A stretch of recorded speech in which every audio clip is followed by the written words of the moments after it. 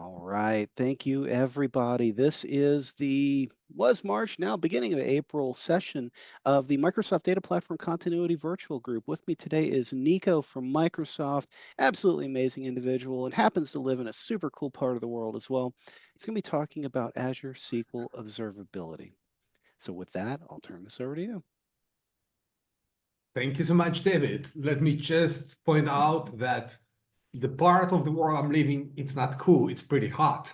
But anyway, so all right. With that, it's just basically the way of warning everyone attending the session or watching it live that I have a pretty weird sense of humor and I'm not shy to expose it.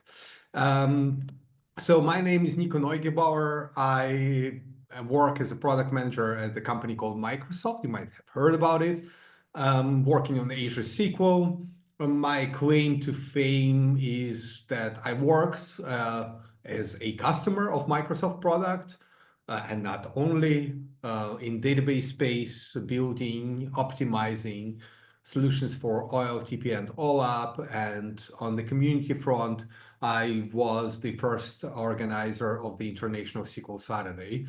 That's it. That was 2011. God, the new generations might have no idea what SQL Saturday is. Such a sad day. Anyway, so the agenda for today. I'll talk about what observability is in general, so we kind of clear, because everybody has an idea, but let's, at least for the duration of this session, let's try to be on the same page. We'll take a look at the different sides of the product, as you might have an understanding of that, and the products, different products within Azure SQL brand. And then we'll take a look at some monitoring solution. And maybe if we have a time, let's take at some security aspects of it. With that, I will be randomly asking questions. Don't be shy to answer. Being an online session, it's super weird. I have no feedback channel. Like if I'm talking to maybe an AI agents or real people, so it's good to interact from time to time. No, David, it's an amazing agent AI that you have implemented. I need to know. I need to have a copy of it. All right. So with that, Azure SQL. Let's talk about Azure SQL. Yeah, I keep on repeating, we at Microsoft, we have the brand of Azure SQL. And a lot of you know and use the Azure SQL as applying to one single product, which is the Azure SQL database. But in reality, Azure SQL as a brand, for as long as I work for Microsoft for the last 4 years, it includes 3 products. Azure SQL VMs, these are the virtual machines, not like your grandparents' virtual machines in data center. And I expect that you have some opinions what a grandparents' VMs are or not, but largely you can compare the virtual machines on Azure to virtual machines in your data centers or other providers. And that's IaaS or IaaS, Infrastructure as a Service. And then we have 2 products which represent PaaS or Platform as a Service, where we largely offer you just the surface of the product to connect and to work. So these are the Azure SQL Managed Instance, and it's the best for the lift and shift migration when you are migrating from virtual machines. And then the Azure SQL Database. This is a single database scoped Platform as a Service offering. It's targeting the new developers, brand new applications. It needs to be scoped to one single database. It will have some advantages, some disadvantages compared to Azure SQL Managed Instance, but it is largely targeting the innovation. That's it. That's the introduction. A reminder that we have the shared responsibility model on Azure SQL. You can see how it changes. When on-premises, when you run the SQL server, you have full control. Maybe not even actually full, maybe you have a provider of the data center, but a lot of times big companies, they have the access to physical hosts and even data center management and up to devices, information, and data, everything. Everything is in your control.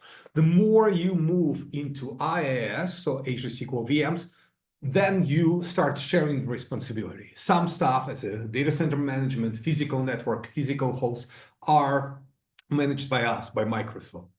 The rest is still up to you. You still can have your selected and configured operating system. Then you will be controlling network controls such as network security groups, firewalls, whatnot, even the Windows firewall. All of it is still in your hands and higher in the stack. And then we look at the PaaS here, where PaaS is platform as a service, where Azure SQL Database and Azure SQL MI are. Here, we have really a much more shared responsibility. You do not have by default, the big difference, as you can see on the screen, the operating system is out of limits. You will not even know what operating system we are running. It does not really matter because as customers, you have access and you consume the information through the SQL Server surface. The shared responsibility are networking control. Some of it we provide you. A lot of things like network manager, again, network security groups, the Azure firewall, it's in your domain. You will configure them.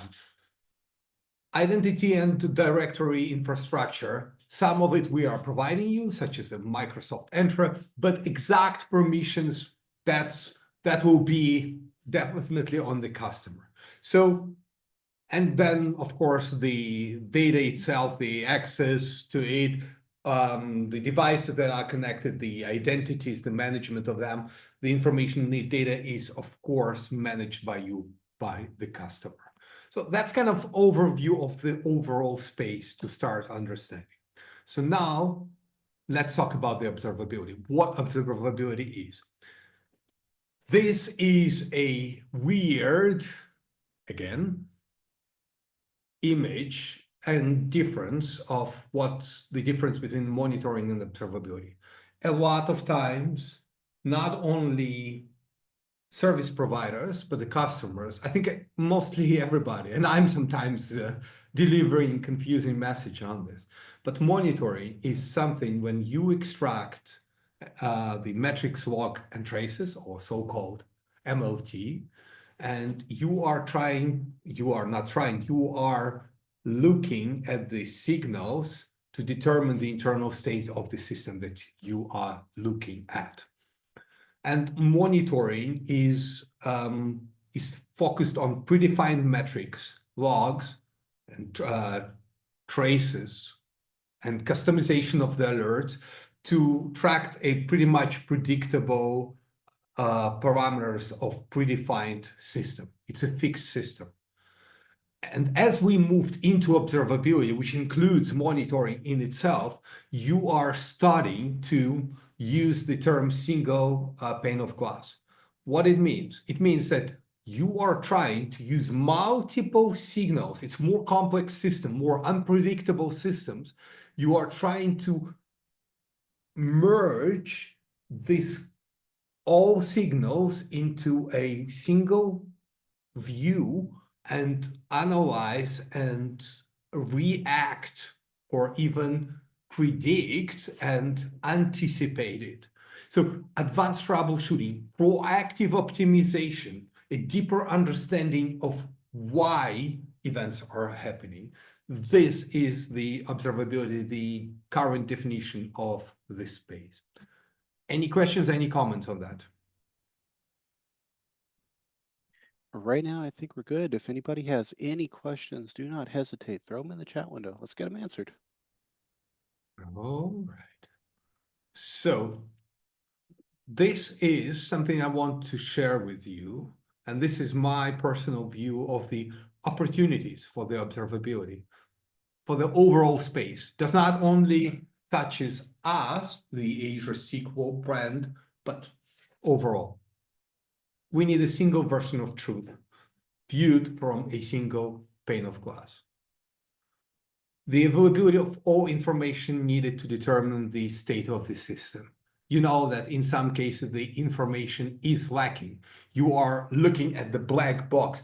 And funny thing, and I keep repeating internally this, we use the term black box to say a product is a black box when it delivers us nothing. But the original view and the currently used in aviation and other spaces, black box is actually aggregating the ultimate telemetry. It's the state that gives you all the details if you are, of course, able to access that data. Data needs to be available to both human and automated processes. We are living in the age of AI. The AI agent, the automated systems are collecting and analyzing, processing the data, but we should never, ever exclude the humans, because when the system do not function as expected, there is a need for human eye to take a look, analyze, and fix the problem. We have the opportunity to provide the value to every single role and level expertise. We will not provide the value only to the DBAs. Of course, the lowest logs possible for the DBAs is something that every DBA is interested. But there are more and more systems for a single DBA to work with. I expect every one of you feeling in a way overwhelmed with the amount of work you need to do. And there are more and more non-DBA people doing the DBA task, which means they need a simpler, a more accessible, a less technical, a more concise description of the problem. I heard from many customers that they are interested on us providing the intelligence on the problem identification. So not just an error log, but maybe root cause analysis. It's an interesting space. And then maybe even to provide a solution. And maybe if the customer wants, with one click, to be able to provide a solution that would just execute a corrective action. Think of this as if you are a DBA and you have the deadlocks, and you know you have the frame of deadlocks occurring between 3 and 4 a.m., and you are tired of being waked up to just kill the process. And what if you would be able to describe the situation and say, do it for me?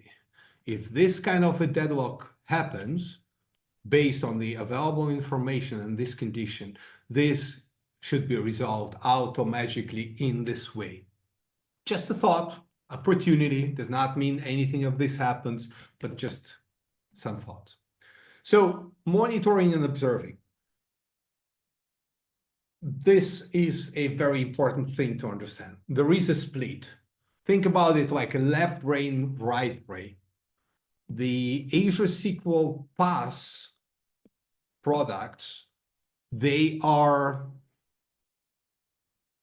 glued together in many different ways, but there is still a 35 plus, 36 probably by now, year old product, which is a SQL Server, the most involved database engine. I mean, of course, our competitors will argue against that. It's my personal opinion, but a database engine, and there is this split. So I call it SQL Server side or SQL Server process side. This is basically the scope of the single virtual machine. This is what you can see, the SQL Server X. You can see some of the storage signals, some of the networking signals. You can see whatever is directly accessible from the SQL Server X. Then the Azure side is tightly coupled with other services. Entra authentication, the storage, the blob storage, the managed disk, the ESAN, whatever is being used underneath. Then automation services. This is completely different side. And a lot of times, as a matter of a fact, customers see these two sides of the brain. It's just like it's not a conflict, but there is a no right tight integration between them. So we deliver you the best to our abilities as of today. We provided the past services under the SLA, and yeah, I'll show you more in a second, some interesting stuff. So let's focus for now on the observability of the SQL Server process. And I expect that all of you who are professional DBAs or developers who understand how SQL Server works or work with it for a number of years are aware of that. But I'll provide you a little bit of angles. So here are some of the SQL Server observability and monitoring sources. The logs, SQL Server error log, SQL agent log, database mail error log, SQL Server failover cluster diagnostic log. You have access to it when you're running Azure SQL VMs. The DMVs. Most of the monitoring and observability tools actually are collecting data from the DMVs. Extended events. Who doesn't love a good extended event, which is providing you with a good amount of information? Windows Event Viewer is, or Windows Error Log, amazing to consult. Now let me throw a question. What else are you using from the SQL Server observability sources to observe the SQL Server? What is not on the screen?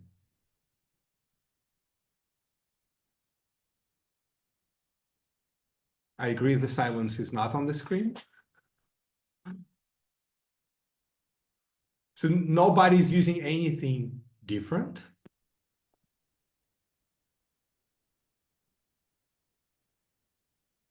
You are all shy, or you all went to grab a coffee at the same time? Well, hey, caffeine is the breakfast of champions. If anybody knows, speak up. I mean, there's the normal monitoring tools. This covers the bulk of what I see out in the field. Trace? Default trace? Yeah. Okay. I would name a couple more. So basically, here is a nice picture for you for different sources. And Query Store is, of course, there. The WMI, the DBCC, the profiler. I mean, it still functions and people are still using it and not the extended events. And by the way, did I mention the performance counters? Like, these are some of the sources that exist. And this is not the complete. I'm not pretending on the completeness with this. And so here, this one single page provides you an oversight on which sources you can access where. Of course, the common error logs are available on VMs, but they are not available after restart on Azure SQL Managed Instance. You need to extract them, and we are very much aware of this customer request. By the way, if you want persistent error logs for SQL Server, please upvote the respective items in the Microsoft feedback. I would like to see more votes on that. SQL database does not provide you access to the error logs. True, makes sense because the error logs are shared. It's a shared environment where multiple databases running within a single instance. And so, distinguishing which event produced which message would be way too complicated for now. Failover cluster log, of course, if there is for particular service tier a failover cluster that we are implementing internally, doesn't really matter. We do not expose this. Windows Server error log or Windows Event Viewer are not accessible on Azure SQL Database and SQLMI, of course, because nothing prevents us from running any other operating system underneath. Performance counters are still accessible, actually, through the DMVs. You can extract for the SQL database and SQLMI. Extended events, yes, with some limitations. Yes, you can stream them to the blob storage, but still accessible. DBCC, with some limitations on both platforms. We have a pretty good documentation on supported DBCC comments for both of the products for MI and DB. And all this, of course, for SQL VM, all of this is yes. WMI, of course, no Windows access, no access to the platform. Default trace. Yeah, by the way, you can get access to the default trace on Azure SQL managed instance. And then profiler and the query store. Do you use something else? Do you see something else important to be added or mentioned to this list?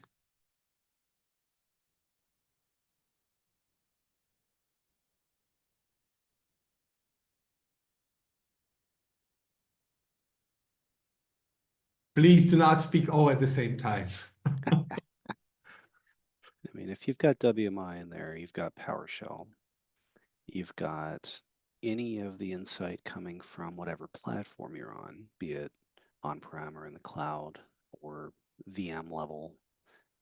There's a lot of pieces that piggyback on a lot of these. But PS PowerShell itself can use the T-SQL, and it uses for some purposes, even the DBA tools, if the WMI does not provide this kind of the information, right? Yeah. Well, okay, good. Let's imagine that I was not that wrong as I used to be. Okay, monitoring SQL Server process. I want to advise you to take a good look at Database Watcher. Database Watcher is a product, a monitoring PaaS solution we have introduced the March of 2024. So a year, a little bit over a year ago. So what it does, it collects the information about the different parts of the PaaS offers as of today, and it provides you with the detailed information. If you compare, I do not have this slide, but I want to just to paint it for you. The difference between the monitoring and observability solution is that on monitoring solution, let's say you are able to monitor detailed a lot of details from the database engine, from the SQL Server agent,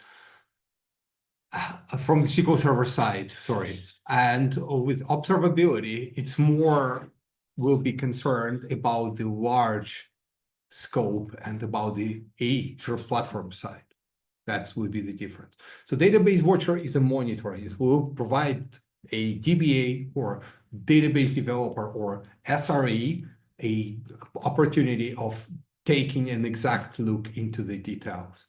So all SQL DB and Azure SQL managed instance workload, it's a managed monitoring. It collects current and historical data configurable. It provides a near real-time latency, and it provides the dashboard in Azure portal. So now is the question, how can I share my audio? Because I forgot that I save system.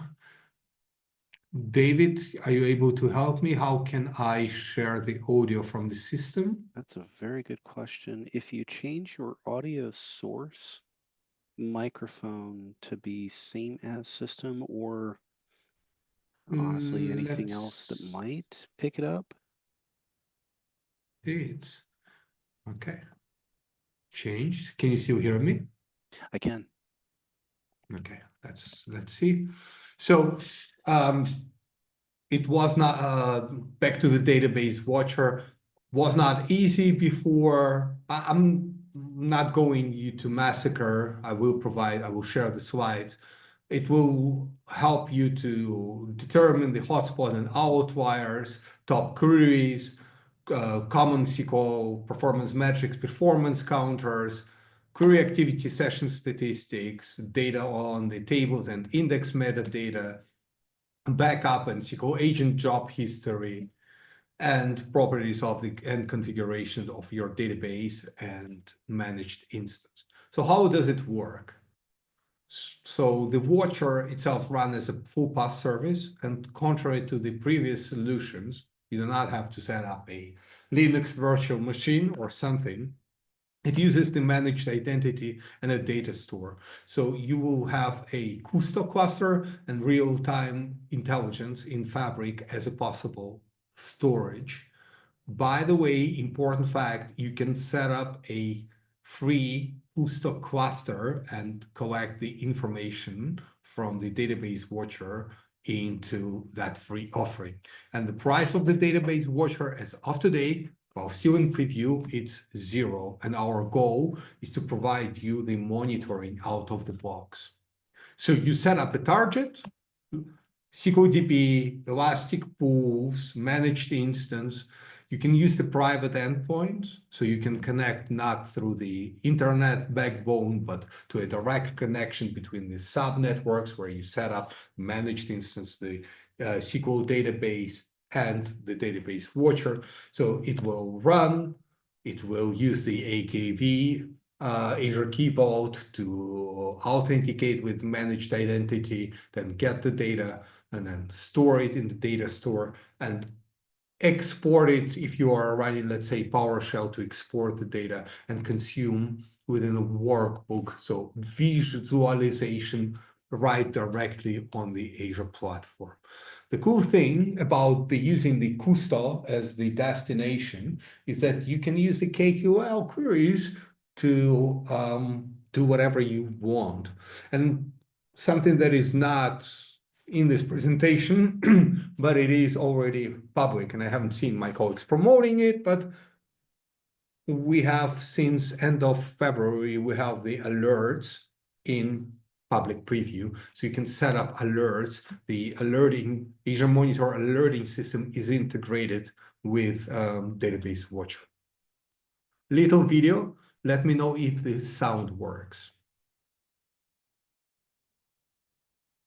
Did you hear that? We do not have any audio. That's good, somebody said. I'm sorry for the trouble. I know how to do it on Teams, obviously, but the Zoom is nothing. Zoom is a little weird for stuff like this. I think it's just probably more of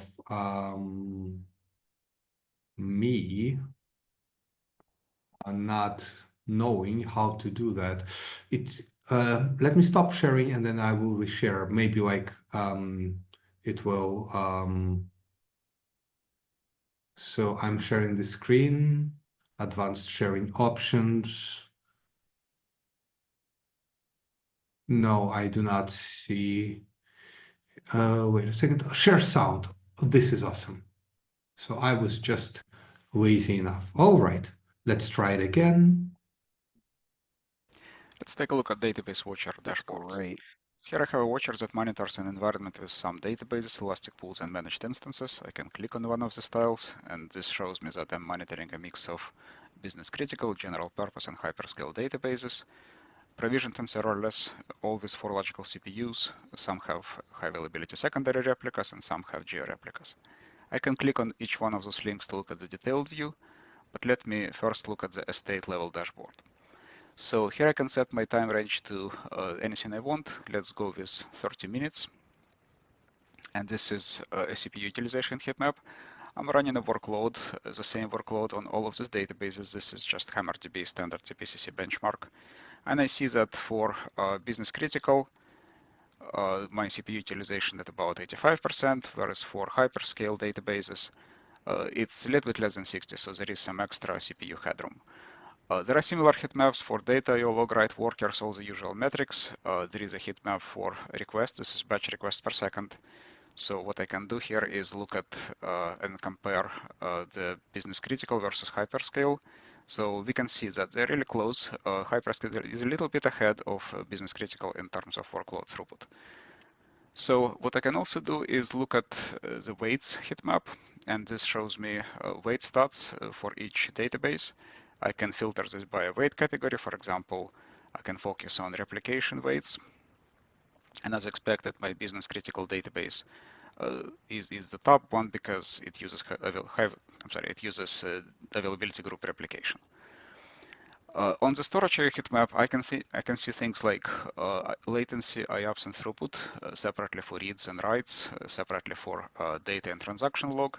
And I'm going to look specifically at transaction log latency because in a workload like this, an LTP workload, transaction log latency is very important. It's one of top metrics that will define workload throughput.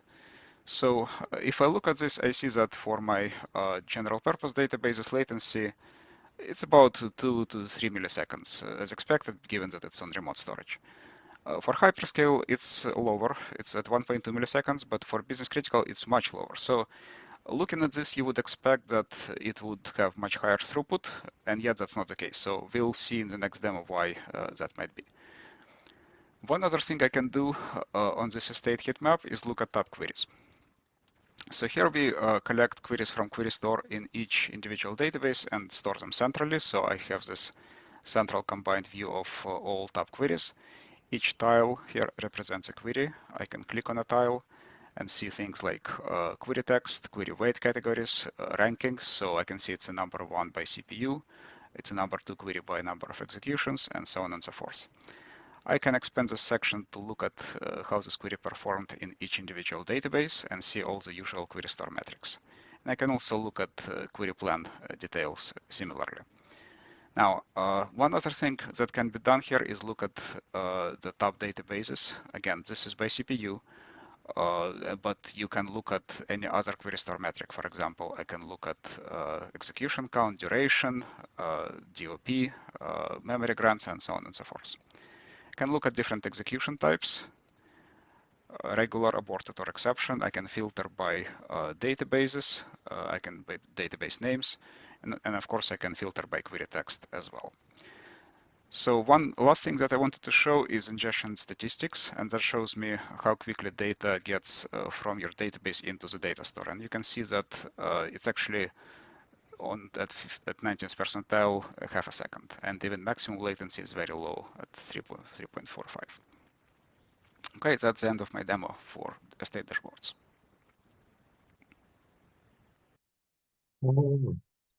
So that's the Database Watcher. Don't want to consume way too much time on this, but just want to make sure everybody is aware of this product existence and it's on its path towards general availability. So next, I want to focus on something that is significantly less understood, and it's extremely important when you work with our cloud, with Azure. It's the Azure Platform Observability. I will recognize from the start that we need to do a better work of explaining and helping customers to understand how it works, how you can be efficient with this. So what are the Azure SQL platform observability sources? And I'll take these things as Azure SQL platform observability sources. And most of the things, and I will specify which are not, they are applicable to any Azure service. If you understand this, you will have a much easier life working with any Azure service. Azure metrics. Azure Service Health. There is a generic and there is a personalized version. Anyone heard about the Azure Health? This is really interesting and important for me to understand. I would say proceed as if most folks have not heard of it because it is rapidly evolving. Okay, what about the Resource Health? There is something that is called activity log. Then there is Azure Diagnostic Logs. There is something also called Azure Log Analytics. What is the relationship to it? Why is it here? And there is Azure Advisor. Advisor? And then there are Microsoft Entry Logs and reports. It's a big universe of services and offerings. So I will show you a very good slide. Very good, it's my judgment, of course. This slide is simplified core space of Azure Observability. There is actually no SQL word there. So that's it. If you are observing a Azure product, Azure service, I cannot guarantee you that it will be applied for everyone, but I will say the most ones. So Azure SQL VM, Azure SQL Database, regular, serverless, hyperscale, Azure SQL Managed Instance, all are based on this. So the three services, or three little piggies, to help you visualize, the key things are resource health, activity log, and diagnostic logs. If you want to monitor any service, you need to start there. Yes, you will need to configure some extraction of the data into diagnostic logs, but when you've done that, you will have as much information as the service provides you currently. That's the expectation. These are so-called essential services. They are not to be changed, because if changing their interface, that will affect the whole Azure, every single Azure service. So you might ask, hey, so where do you store all of the information, the observability, the monitoring information? Well, as a matter of fact, we provide you Azure Log Analytics account with every subscription. And that Azure Log Analytics account is provided for free. Whatever is stored in activity log and resource health, not in diagnostic logs, because diagnostic logs is you are exporting the diagnostic information. You will need to pay for that. But the basic information we store in this Azure Log Analytics account and default retention time, of course. There are more things to be aware. There is the Azure Alert. This is the same service, or like a sub-service of the Azure Monitor, to which every single service in Azure that wants notification or reaction connects. You can set up alert even on KQL query in Log Analytics. You're good to go. But you can use a graphical user interface, let's say in Azure Service Health, in Health History, or you can use a direct connection with the monitoring metrics in order to create your own alerts. And these alerts cannot only, they are not limited on just like one notification. You can set up these action groups which react, let's say, on the third occurrence under this specific condition, then let's say a notification is sent or a specific Azure function is invoked with these parameters, whatnot. So it's a pretty big universe of the things you can do. But if you just focus on this, for Azure SQL, at very least, I can tell you that you will be covering well over 90% of what you need to know. That's it. That's just kind of like distilled information. Okay, Azure metrics. Have you heard about them? Whatnot?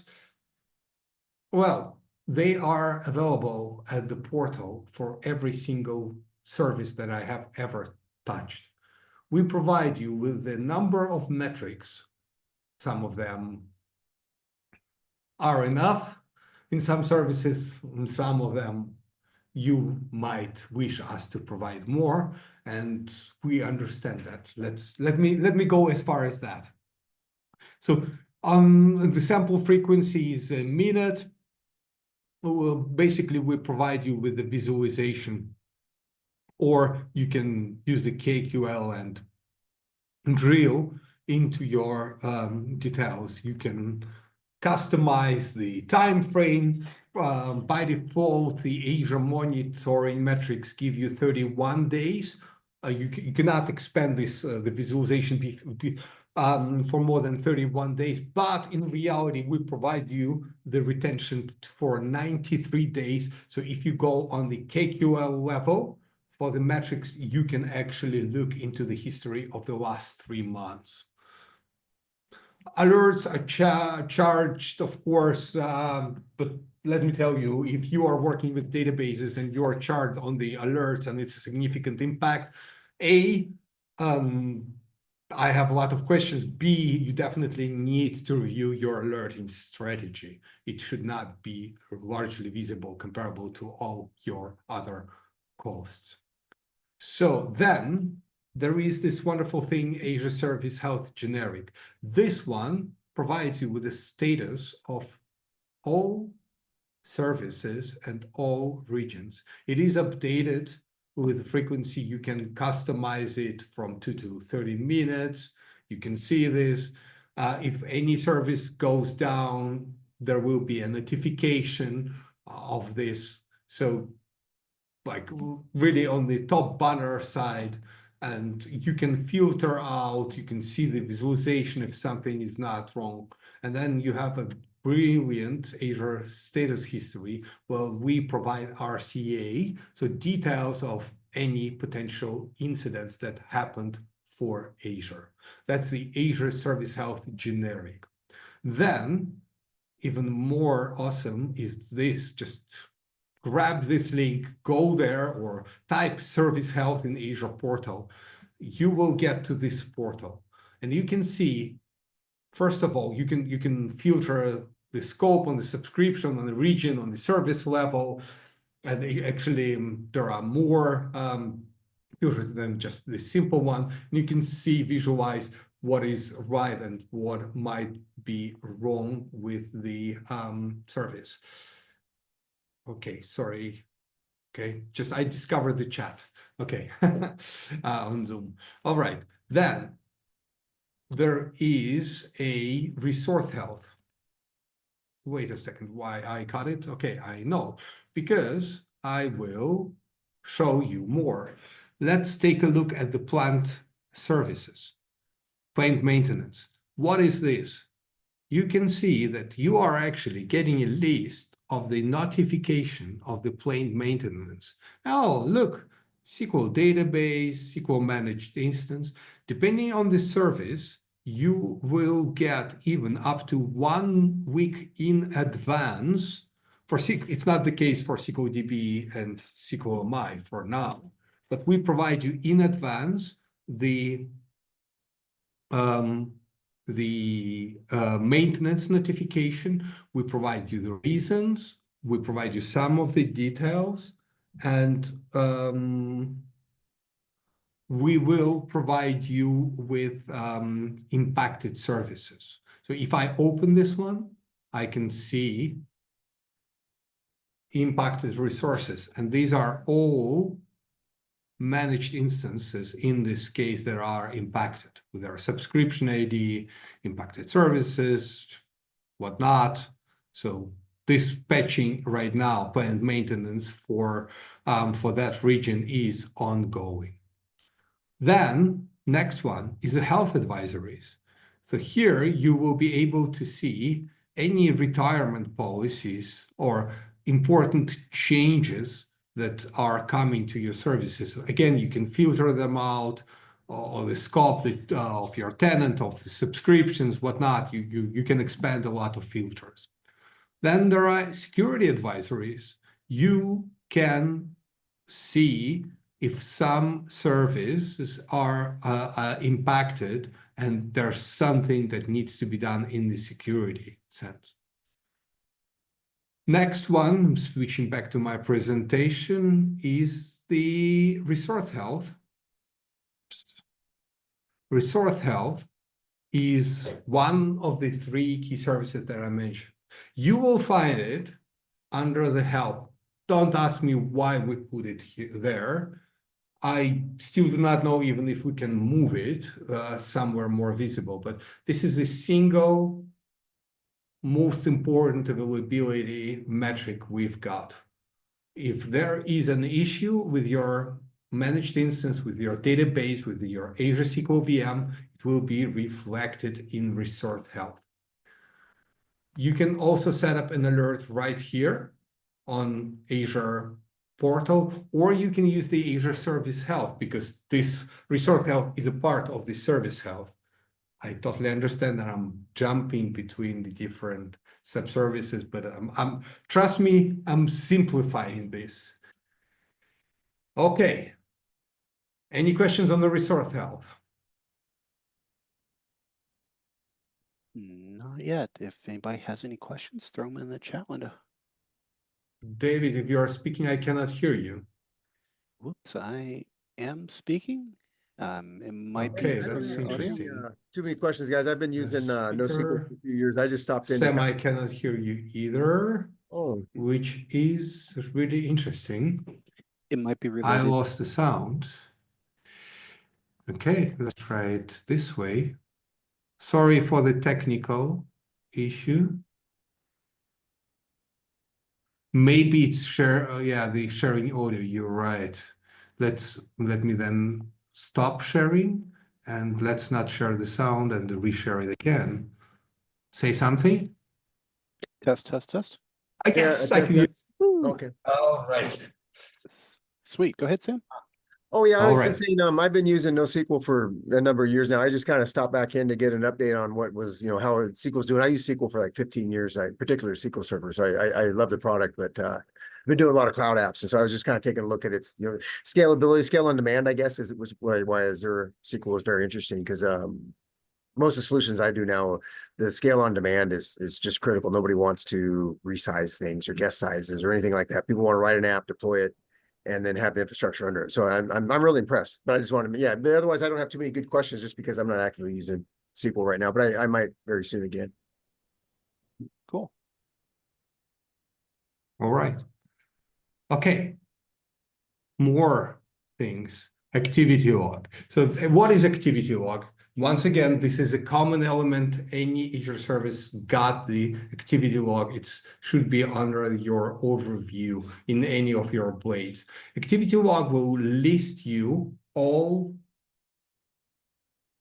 we call them control plane. So any impactful updates on the service functioning, received recommendation, updates, or important events, they are logged here. It's the SQL Server error log, but without just the, it will not give you this precise same level of details by far, but this is the first most important source of information you should be A, consulting, B, extracting directly. There is export activity log function, which would allow you to put it into the diagnostic log or in one of the 4 possible destinations of the diagnostic log. So this information is golden, absolutely golden. You should be consulting it.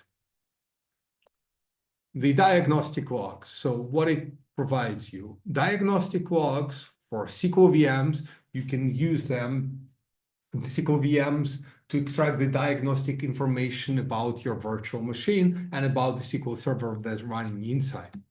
On Azure SQL Path, you will use them to extract different categories, categories of information. It may be audit, it may be the metrics. We allow you to extract some of the metrics directly into diagnostic logs. You can extract on the database level, you can extract the blocking events, you can extract the errors, you can extract some of the wait events. We will be improving the differences between the SQL database and SQL MI, definitely. So watch out us in this space. But this is if you want to do a drill down, my anticipation is this is the place where we will be landing. Like the waterfall, it ends up in this lake, data lake, this is where the information will be landing. It's already landing now, but we will be helping you get more information. So yeah, you can set up different category groups, different categories, and then you have the log analytics, storage account, event hub, or partner solution. Partner solutions such as Datadog or SolarWinds Observability, where you can stream this information into those solutions. by largely just clicking a couple of buttons on your Azure portal, or using CLI or REST API or PowerShell, whatever you are using to automate your solutions. Azure Log Analytics, if you never heard about this, just grab some free course anywhere or read some good blog posts. It's basically a amazing solution for storing the data. You can use the Kusto query language or KQL to extract. If you are able to write SQL, I have never, I think I will not lie, I've never heard a person who is able to use SQL or SQL and not able to write a KQL query. Easy, has some advantages, some weird stuff, like always, but you can see you name the source of the information, the exact table, and then you do the summarize or group by, and then this is the by part, and then you do your aggregation of information, then you do order by. You will recognize very easy language. Amazing. I love it. Then this is one of the key pieces of how you can save money in the cloud. Azure Advisor is using the well-architected framework principles of 5 different pillars: reliability, security, performance, cost, and operational excellence. And if you check the Azure Advisor, you will find opportunities to improve the performance, to save money. For example, hey, you're not using this Azure SQL VM, you might consider stopping it at all or running it from 9 to 5 if your business just needs it, because we provide you out of the box these opportunities. Yes, we ourselves, Microsoft, we provide you with this insight and information on how you can achieve more. You should be using it, and as a customer, I have been incredibly successfully using this Azure Advisor for many years before joining Microsoft. There are workbooks inside the Advisor which will provide you information, a detailed information on the services retirement, and there are couple more. Some of them are in preview and whatnot. For example, this one is just like reporting on the old TOS 1.0 and 1.1 being retired. This is absolutely, if you want to have an excellence in running your services, as I am confident all of you are, you should be using this on monthly, just by default, but maybe, weekly. Once per week, you should go and extract this information, and you can automate that. It's not that difficult. Then, one of the last, not least, are the entry logs and reports. I know they require, my books, very high permission level, but you can drill down into the detailed accesses to your services, because of course you're not using the SQL authentication, you're using the Entra as much as possible, and Entra logs and reports will be golden for you from the security standpoint. Signing logs, provisioning logs, audit logs, really, really great stuff. Don't get scared or disillusioned by the pretty old color scheme and user interface they are using. They are absolutely amazing.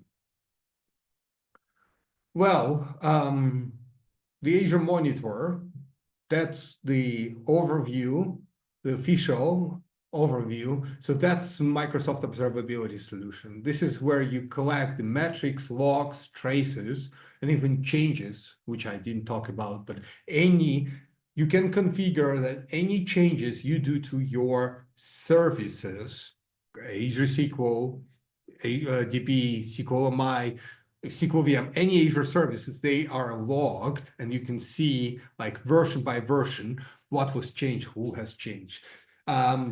It's an amazing and a complex thing. So you can just focus on the essential stuff that I proposed to you to use, which is metrics, the logs, and the log analytics, which is traces, but well, depends on how you view it. That's it. There are different pillars of observability. I'm not going into the details because I just already have shown you the Azure Alerting mentioned a couple of times. You can see like different Azure sources, different actions. You can make a call, you can execute so many things, send a message, send an email, react. I can't spend 20 minutes. I probably can deliver a whole session on the capabilities of alerting. The most important thing is it's one common underlying thing. If you learn the key services I have been talking about, resource health, activity log, diagnostic logs, you learn the KQL, you learn the Azure alerting, you're golden for Azure. You're golden to start executing not the basic troubleshooting, but even the deeper arriving to deeper understanding. And don't rely only on the observability systems, which will provide you like a whole synthesized result. You yourself will need to provide the synthesis by yourself. On the security side, I'm finalizing my presentation. Just want to make you aware, we're still working, we're still improving the Microsoft Defender for SQL, which provides you the vulnerabilities assessment and threat protection. Basically, if your database is under a threat or under attack, you can get a notification and then react on this. Kevin, any demo for what? Feel free to unmute yourself.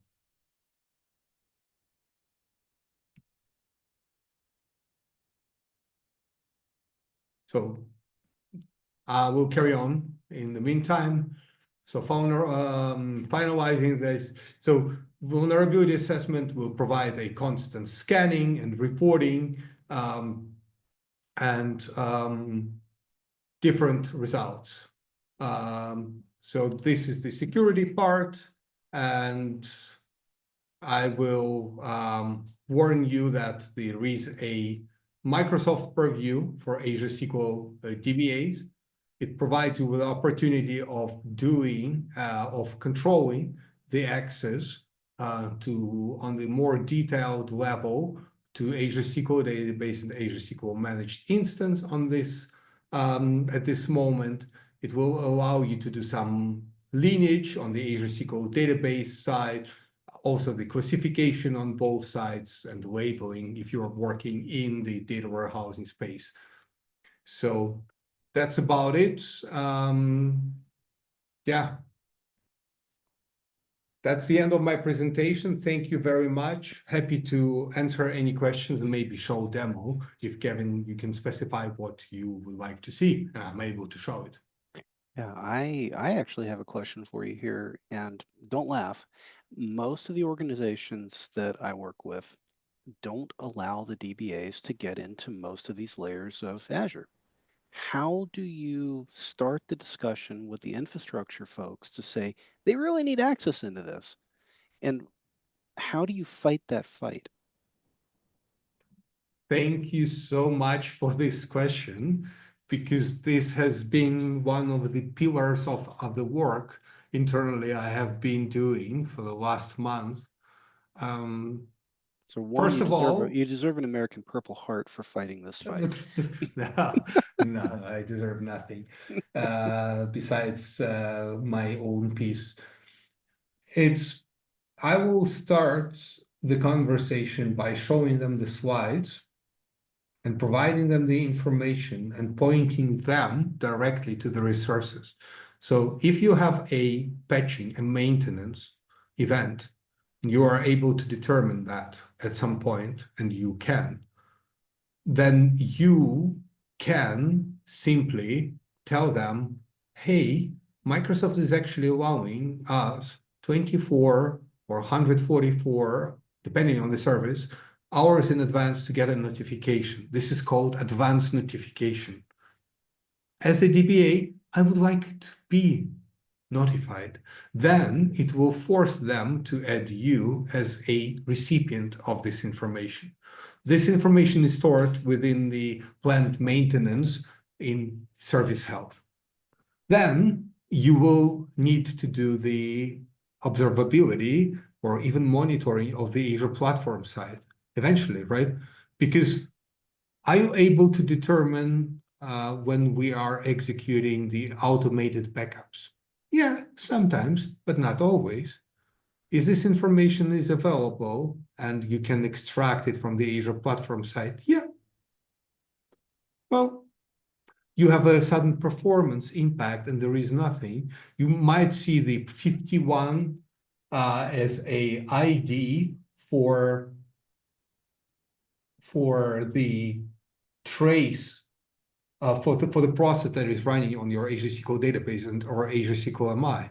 So well, how can you determine what is it doing? You see, it's a system process that is affecting you. There might be some information in other sources.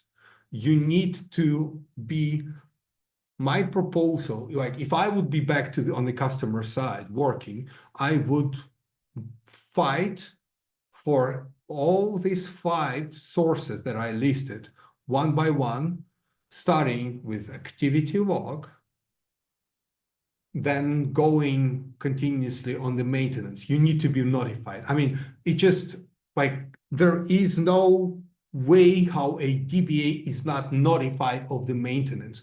We have a colleague of mine who is working already like 1.5 years to improve our maintenance windows, and it just we're doing some small improvements. We're trying to give more value to the customers, and then customers are not able to access this information. Sounds like, why are we doing this? Why are we investing in this? So I would fight, just let me simply go. This is the picture. I would fight for this. This is like, you need ideally to get access to this. Azure Advisor, I mean, imagine you as a DBA have optimized the performance of your Azure SQL database, and it was 16 cores, but now you can scale down to 12 or to 8. Well, that's cool. These are the concrete money you can save to your organization. You might get a raise for that. I think it's a very competitive argument for the organization is to tell, if I don't have access to Azure Advisor, like Microsoft is telling us that we might save money and we don't know.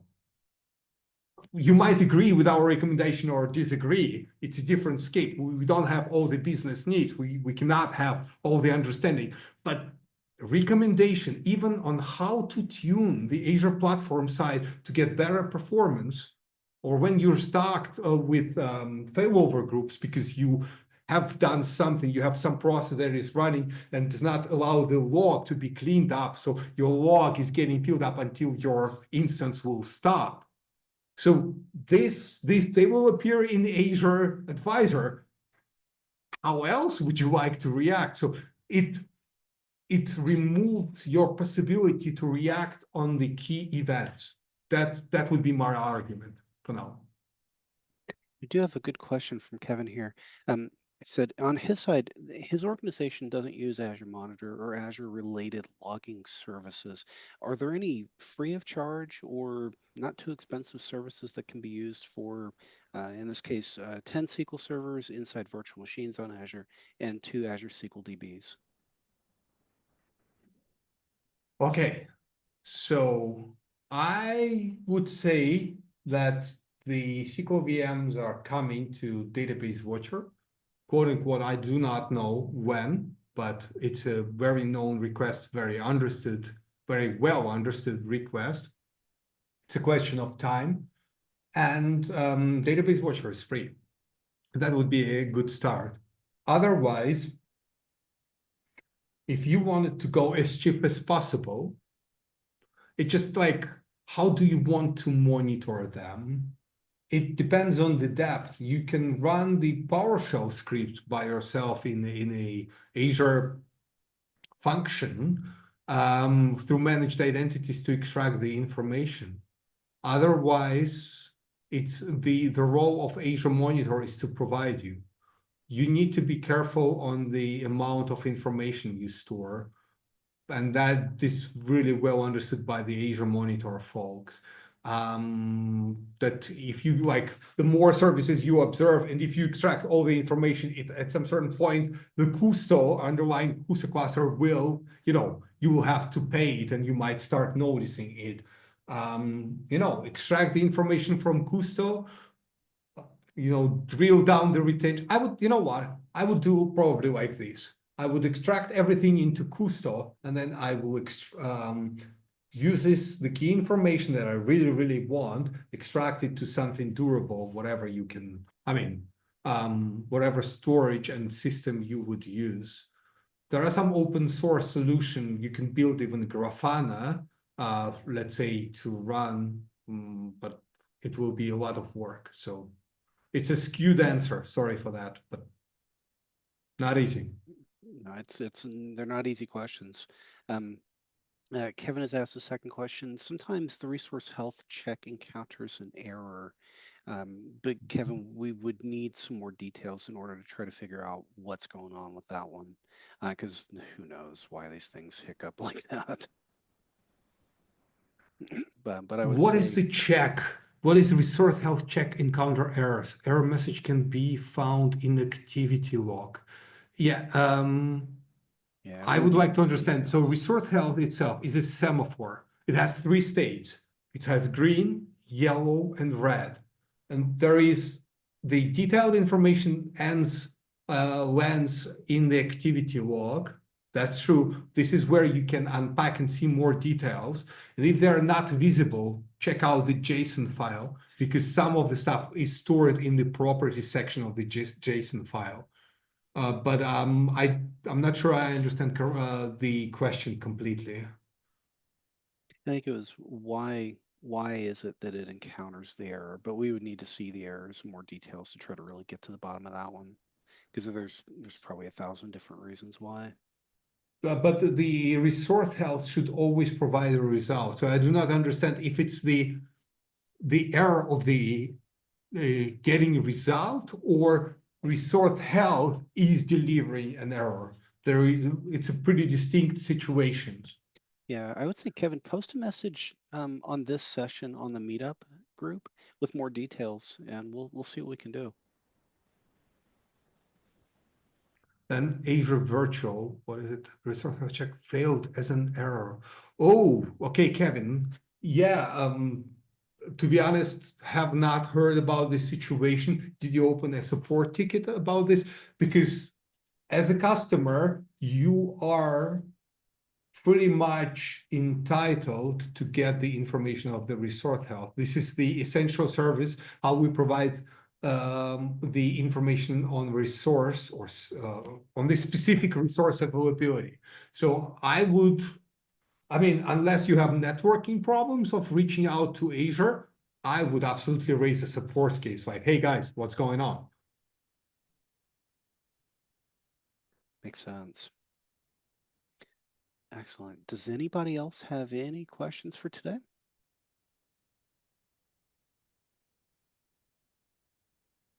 Awesome. Well, I would say for right now, we are good. If you're watching this after the fact on YouTube, please reach out to any of us, reach out to Niko with any of your questions. This is a lot of fun. I will just say there's a lot of pieces out there, but this screen right here is absolute gold. So get started with this. Make the case with your system engineers that you actually need access to this stuff, because it's kind of important. Business critical systems and all normal stuff. Actually got one last question. Can the Azure Observability be applied to networking? So great question, Kevin. Thank you. You're raising really good questions. Yeah. So it will depend if first of all, the answer is yes. Yes, it can. So you should demand from every service to provide you the metrics for monitoring networking.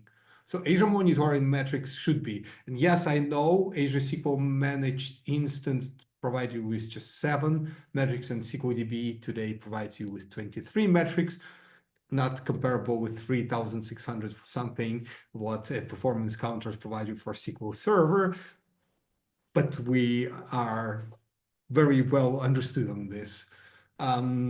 You can see the information in the activity log. You can service can export the networking information for to diagnostic logs. Oh, you have the details. Your HD Insight cluster failed sometimes, and Microsoft support engineering team said it was intermittent networking issue. What is intermittent networking issue means? I don't know. I can interpret it in so many ways. That's the hard part. It's like it's the Azure network, so kind of need them to answer that one. Then specific support cases, they will be like, there are many details, and I would not pretend to know more than our support. It's intermittent. Yeah, it's just the reason I will not be able to comment on a case before, like there are many details, and I'm not a support engineer, so I might tell you something wrong, and I'm not working on the HD Insight. But maybe post it into the Teams meetup channel, and maybe there can be some follow-up on this. That's the best I can offer for now.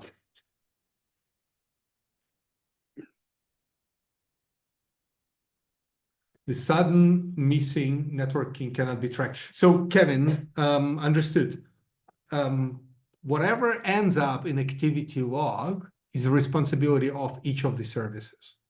If service does not write some information into activity log, they can improve this. That's as far as I can go. And if we do not write an activity log yet, push us to make it. Like, this is absolutely distilled information. Like, you need to have the information in activity log. And yeah, I hope that our services will do a better job in the upcoming future on this part. That's it. All right. It's time for me to go to bed, almost, not yet, but please, David, cut this part out of the presentation because you're good. You're good. Awesome. So thank you all. Like I said, if you're watching this after the fact, don't hesitate to reach out with any questions. If you're watching this live, thank you for taking the time out of your busy day, and we appreciate it, and we will see you at the next one. Over and out.